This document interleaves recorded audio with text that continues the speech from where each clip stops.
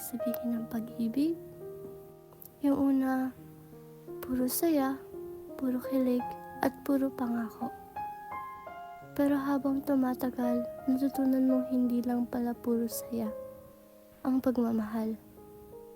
Minsan, may kasamang sakit, lungkot at pagbitaw.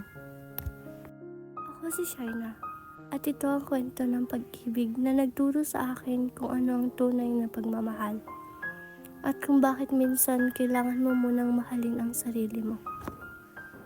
Nung una, akala ko ang pag-ibig ay tungkol lang sa dalawang taong masaya.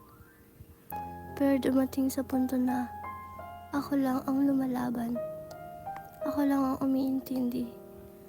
Araw-araw, inuuna ko siya kahit unti-unti ko nang nakakalimutan ang sarili ko. Hanggang isang araw, napagod ako at dun ko naintindihan. Minsan, ang tunay na pag-ibig ay yung kaya mong piliin ang sarili mo kahit masakit.